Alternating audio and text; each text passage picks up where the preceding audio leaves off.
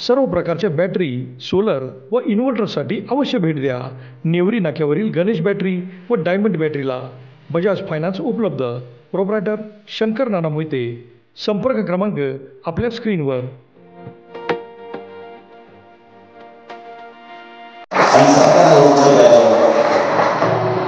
खरं तर ज्या गोष्टीची मनामध्ये आपण संकल्पना तुम्ही सगळ्यांनी इतकी वर्ष मनामध्ये ठेवली होती आणि ते आता कुठेतरी सत्यामध्ये उतरते अशी ज्यावेळी आपल्या सगळ्यांची भावना झाली, त्या भावनेला साथ घालण्याच्या निमित्तानं किंवा त्या भावनेला एक प्रतिनिधी म्हणून खरं तर आमचा इथं सत्कार होतो आहे. या सत्काराला उत्तर देत असताना खरं तर आज मी संपूर्ण जे सुरुवातीपासून जे आदरणीय NG पवार सरांच्यापासून ते अगदी कालपर्यंत त्यांनी तो ठराव मांडला त्या सगळ्यांचं या निमित्तानं मी अभिनंदन करतो. त्या सगळ्यांना धन्यवाद देतो की वेळोवेळी आपण सगळ्यांनी याच्यामध्ये सकारात्मक भूमिका ठेवली म्हणून एवढं मोठं स्वप्न जे आपण नुसतं उराशी बाळगलं होतं ते आता सत्यात उतरेल अशी परिस्थिती या निमित्तानं आहे. खरं तर ज्या शिवाजी विद्यापीठाचा उपपरिसर म्हणा किंबहुना उपकेंद्र म्हणा हे खानापूरला व्हावं हे तुमच्या आमच्या दृष्टिकोनातून फार महत्त्वाचा विषय होता आणि त्याला आता मूर्त स्वरूप येते असं आपल्या निदर्शनास येतं. सगळ्यात महत्त्वाचं म्हणजे तुम्ही आजचा जो सत्कार घेतला, मला तुम्ही इथं बोलवलं त्याबद्दल खानापूर आणि परिसरातील सर्व जनतेचं मी या निमित्तानं धन्यवाद व्यक्त करतो. ह्याची जाणीव किती लोकांना आहे की ह्याची तीव्रता, ह्याची महत्त्व, ह्याच्याबद्दल माहिती ही किती लोकांना मला माहीत नाही. पण प्रत्येकाची भावना मात्र होती की हे उपकेंद्र काय तर आहे आणि हे खानापूरचं हे शिवाजी विद्यापीठाचं उपकेंद्र हे खानापूरला झालं पाहिजे एवढी तुमची सकारात्मक भावना होती म्हणून हे काम झालं म्हटलं तर वावगं ठरणार नाही. कारण की पॉझिटिव्ह वाईब्स ज्यावेळी सकारात्मक ऊर्जा आपल्यात तयार होते त्यावेळी अनेक कामाला आपण न्याय देऊ शकतो. याचं हे मूर्तिमंत उदाहरण आहे. मगाशी अनेक वक्त्यांनी आपापल्या परीनं सगळ्या गोष्टी सांगण्याचा प्रयत्न केला. जवळ 8:45 वाजलेत.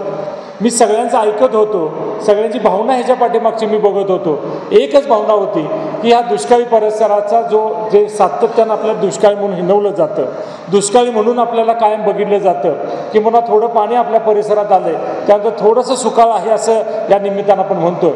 पण भविष्यामध्ये या परिसरामध्ये शाश्वत विकास जर व्हायचा असेल तर विद्यापीठासारखं एखादं गोष्ट या परिसरात झाली पाहिजे ही भावना तुमच्या आमच्या मनामध्ये होते. मग कुणी त्याला राजकीय वळण द्या, कुणी सामाजिक द्या, कुणी आणि अर्थकारणाचा हिशोब लावा, कुणी समाजकारणाचा हिशोब लावा, कुणी काही जरी लावलं तरी शेवटी हे इथं होणं गरजेचं होतं आणि त्या दृष्टिकोनातून तुम्ही आम्ही सगळेजण सातत्याने प्रयत्न करतो. खरं तर कुठलीही गोष्ट झाल्यानंतर त्याची फार महत्त्व नसतं, व्हायच्या आधी मात्र त्याच्यासाठी फार गोष्टी महत्त्वाच्या असतात आणि तो टप्पा प्रत्येक वेळी तुम्ही आम्ही सगळ्यांनी बरोबरीने याच्यामध्ये आणला.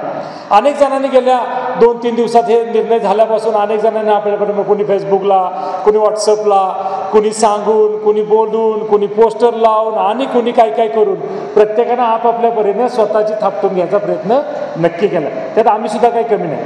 कारण आमचं दुखणं सगळ्यात मोठं असं आहे विठ्ठल आणि अक्षय हे आम्ही करतो पण दुर्दैवानं आम्हाला त्याची ॲडव्हर्टायझिंग करायला कमी पडतं. हे आमचं थोडंसं दुर्दैव आहे. मग आदरणीय सदाशिव पाटील यांनी त्यांच्या परीनं त्या 10 वर्षाच्या काळात 4 ते 14 या टेंबूच्या पाण्यासाठी अत्यंत प्रामाणिकपणे प्रयत्न केला. सगळ्यात जास्त निधी त्यांच्या काळात आला पण दुर्दैवानं ॲडव्हर्टायझिंग करायला कमी पडलो आणि 2014ला आदरणीय भाऊंचा पराभव झाला. त्यावेळी ते कारण आलं की टेंबूसाठी तुम्ही पाण्यासाठी काही करू शकला नाही. काय जातीवादी काय राजकारण आम्ही आमच्या परीने करू शकलो नाही. कधी भावनेवरती आरूढ होऊन कोणातर भावनेला हात घालायचा आणि मग आपल्या राजकारणाची पोळी भाजून घ्यायची हे दुर्दैवानं आम्हाला जमलं नाही. त्यामुळं अनेक वेळा राजकारणामध्ये लोक बरोबर असताना सुद्धा विजयापर्यंत पोचताना थोडंसं आम्ही कमी पडतो. परंतु ह्याचं शल्य आम्हाला कधी वाटत नाही, ह्याचा आम्हाला कधी कमीपणा वाटत नाही. शेवटी आज इथं बोलताना जो आत्मविश्वास येतो, बोलण्याची जी शक्ती येते ती ह्या सर्वसामान्य जनतेनं त्यावेळी केलेल्या मदतीमुळे येत असते.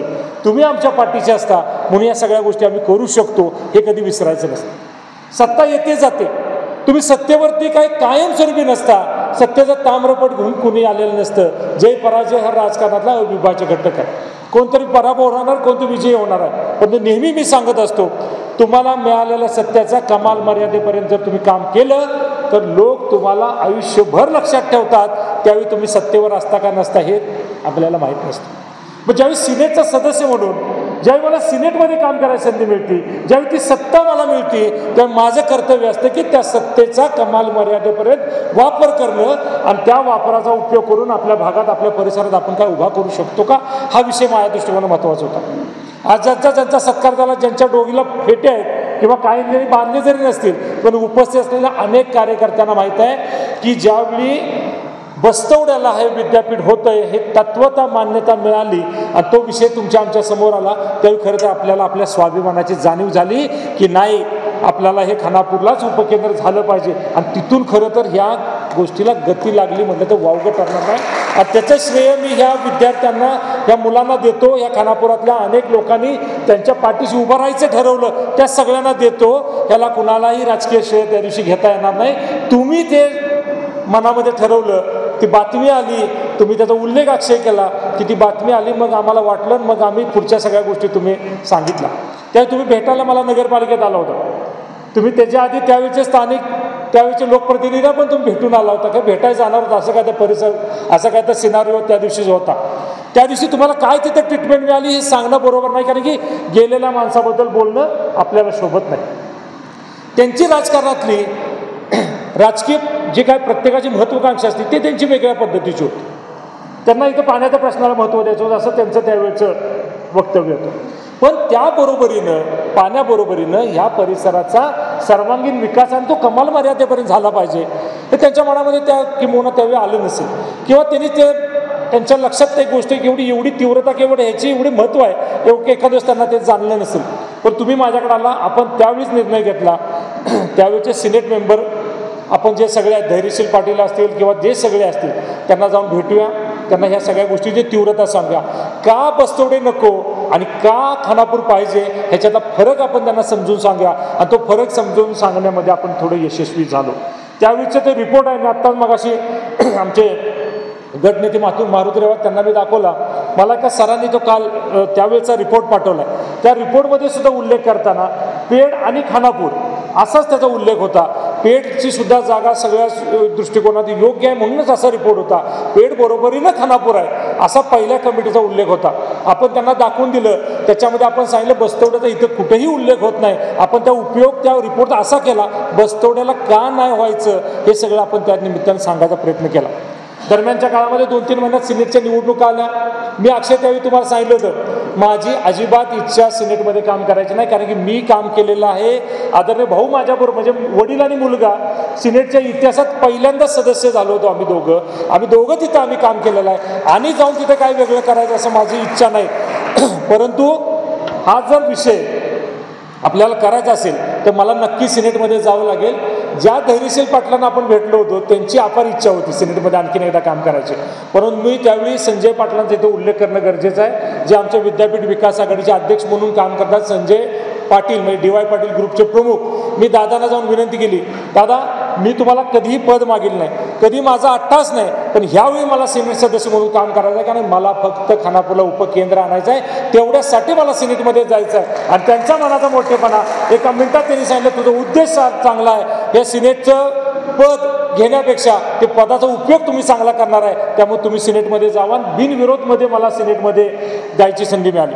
दुसऱ्या बाजूला आम्ही दुसरी एक शाळा त्याच्यामध्ये अशी करून घेतली की ज्या सुटाचं नेहमी आमच्या विद्यापीठ विकास आघाडीला विरोध असतो.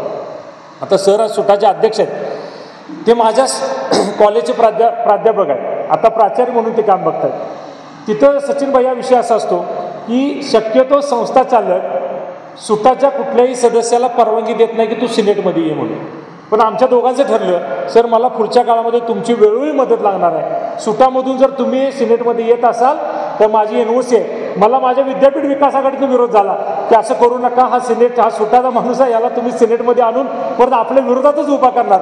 पण आमचं ठरलं होतं वेगळं, म्हणून मी सरांना तिथं यायची संधी दिली. सर पण तिथं आले आणि आम्ही दोघांनी बरोबर समन्वय साधत सुटाची 15-16 सदस्यांची टीम आणि मग आपल्या विद्यापीठ विकास आघाडीची आमच्या जे 30-35 जणांची आमची टीम, अशी एकत्रितपणे 50-51 जणांची टीम आम्ही एकत्रित केली. आणि ज्यावेळी हा ठराव मांडायचा होता आणि ज्यावेळी आपल्याला प्रसंग आला की हे विद्यापीठाचं उपकेंद्र हे खानापूरलाच झालं झालं पाहिजे, त्यावेळी मात्र आम्ही सगळ्यांनी एकत्रित येऊन तो ठराव मांडला.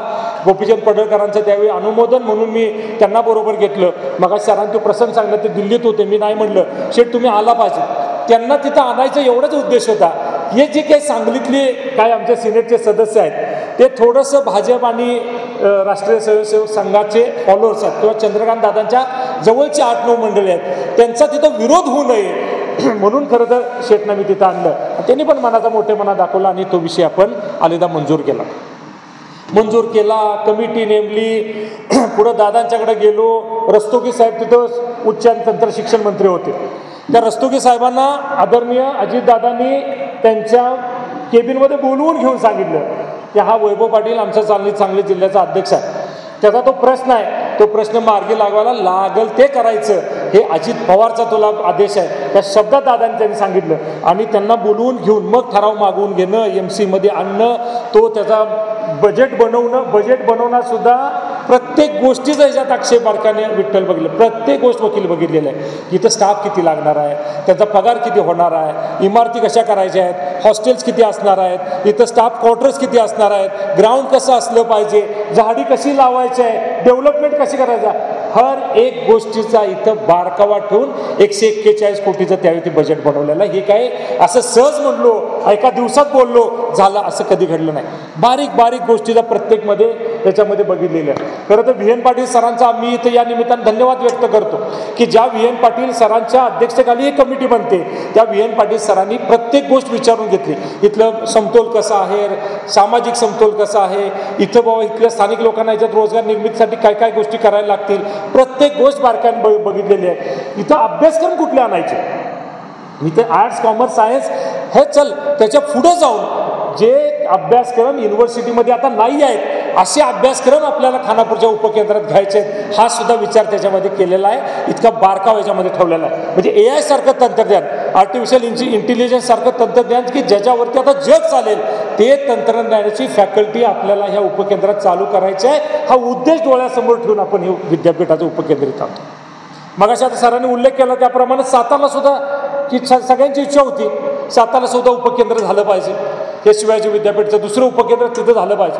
पण आज सुद्धा तिथं आमचे कुलकर्णी म्हणून, आपलं काय नाव त्याचं अध्यक्ष अमित कुलकर्णी म्हणून आमच्या विद्यापीठ विकास आघाडीचे सलग 3 वेळा या विद्यापीठमध्ये आमचे प्रतिनिधित्व करतात. MC मेंबर म्हणून 10 वर्ष काम करतायत. अमित तर माझ्यामध्ये चंद्रकांत दादांचा गळ्यातला ताईत आहे. असं असताना सुद्धा अजून सातारच्या माऊलीचा जो विद्यापीठचा उपकेंद्राचा विषय अजून सुद्धा पाठीमागे ठेवला आहे. काल परवा ज्यावेळी आपण सगळे एकत्रित बसलो अपेक्षा इंग्लिश मिडियम स्कूलवर, ज्यावेळी आज आपल्याला चंद्रकांत दादांचं विधान परिषदेमधलं स्टेटमेंट आपल्याला सगळ्यांना कळा, ज्यावेळी ऐकायला मिळालं, मनामध्ये अनाहूत भीती तयार झाली भाऊ की एवढा प्रयत्न करून जर शेवटी दादांच्या मनात काहीतरी वेगळं आलं किंवा कोणी जर वेगळं दादांच्या मनात काय घातलं तर दादा चढदिशी निर्णय घेतील आणि तो निर्णय जर झाला तर एवढा प्रयत्न केलेले किंवा आपल्या भावनेला त्यानिमित्तानं टोच लागेल म्हणून आपण त्यावेळी निर्णय घेतला की ह्याच्यात जन आंदोलन आणखीन करायला लागतंय का काय. मी त्यावेळी तुम्हाला सगळ्यांना बोलवलं, प्रमुख पदाधिकाऱ्यांनी बोललं, अपेक्षेवरती आपण बैठक घेतली. त्यावेळी मी तुम्हाला सांगितलं एखाद्या वेळी वैभव पाटलाचं कोणाला बरं वाटणार नाही, एखाद्या वेळेस मी पुढे आहे म्हणून कोणतरी हे करणार नाही, पण तुम्ही खानापूरकर म्हणून आणि तुमच्यातला एक तुमचा सहकारी म्हणून जिथं लागल तिथं मी तुमच्यामध्ये यायला तयार आहे. लागलं तर विरोधकाच्या घरात जायला लागलं तरी जाऊया, पण आपण सगळेजण बरोबर उठाव करूया हे मी तुम्हाला मांडलं.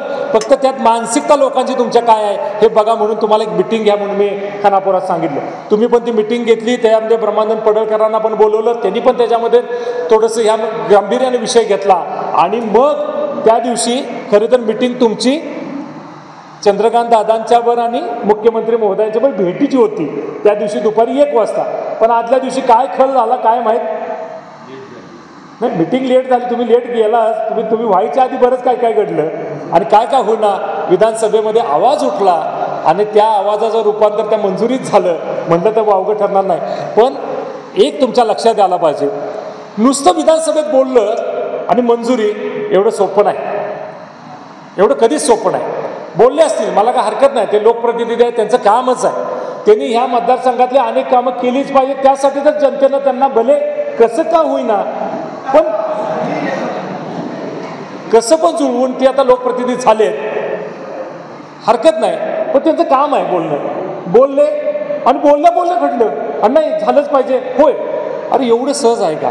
141 आकडा आला कुठनं, जागेचे उतारे आले कुठनं, त्याच्यासाठी सिनेटचा ठराव आला कुठनं, MCचा ठराव आला कुठनं, परिसर समिती येऊन बघून गेलं त्याचा ठराव आला कुठनं, हे सगळं बजेट मान्य करून राज्यपाल महोदयांची सही होऊन ते सचिवांच्याकडे येऊन मंत्री महोदयांची शिफारस होऊन एका रात्रीत एवढं सगळं.